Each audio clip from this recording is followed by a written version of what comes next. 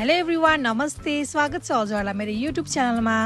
आज चाहिँ म हजुरहरूलाई घरमा नै सजिलोसँग मिठो हुने गरी डल्ले खुर्सानीको अचार कसरी बनाइन्छ भनेर देखाउन जाँदैछु।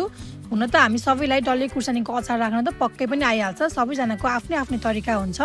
मैले चाहिँ आज एकदमै सजिलो तरिका अपनाएको छु। आशा छ हजुरहरूलाई मेरो रेसिपी अवश्य मन पर्नेछ।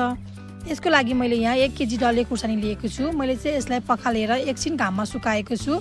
घाम नलागेको हुनाले मैले धेरै बेर घाममा सुकाउन पाएन। त्यसपछि चाहिँ यसको डाँठ चुडाउनु पर्छ। हजुरहरूलाई चाहिँ यदि हातमा पोल्छ भने चाहिँ हजुरले पन्जा युज गर्न सक्नुहुन्छ। त्यसपछि मैले चाहिँ यसलाई थोरै कट लगाउँदैछु। मैले पुरै 2 टुक्रा पनि पारेको छैन।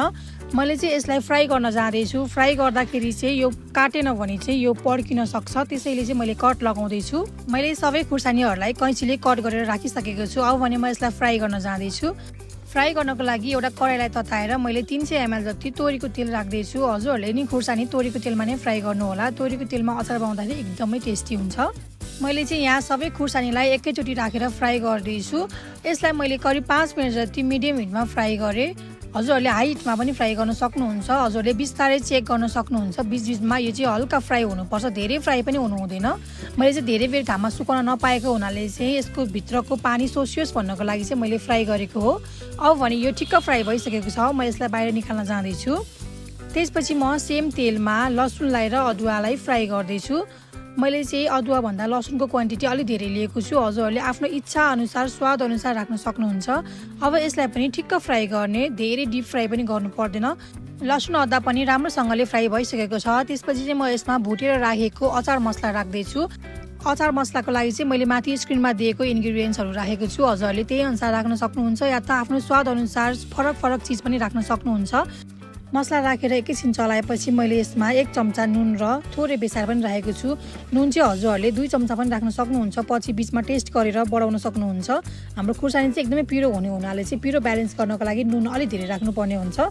सबै मसलाहरू राखिसकेपछि यसलाई मिडियम हिटमा 5 मिनट जति चलाउँदै पकाउनुपर्छ। मैले चाहिँ यसलाई चलाउँदै गर्दा मसला कम भएको जस्तो लाग्यो, त्यसैले बिचमा 1 चम्चा जति मसला अझै एड गर्दैछु। हजुरहरूलाई मसला कम राखेको मनपर्छ भने एड नगर्दा पनि हुन्छ।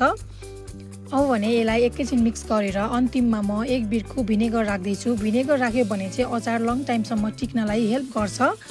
त्यसपछि फेरि एकैछिन मिक्स गरेर चाहिँ म ग्यासको हिट अफ गरेर चाहिँ यसलाई सेलाउन राख्दैछु। हामीले तातो छँदा नै बट्टामा चाहिँ राख्नुहुन्न।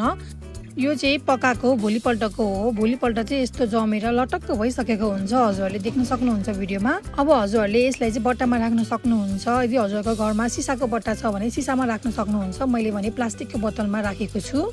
हामीले डल्ले खुर्सानीको अचार धेरै तरिकाबाट बनाउन सक्छौँ, तर यो तरिका चाहिँ मलाई एकदमै सजिलो लाग्ने र मिठो पनि हुने हुनाले सधैँ मैले यसरी नै बनाउने गर्छु।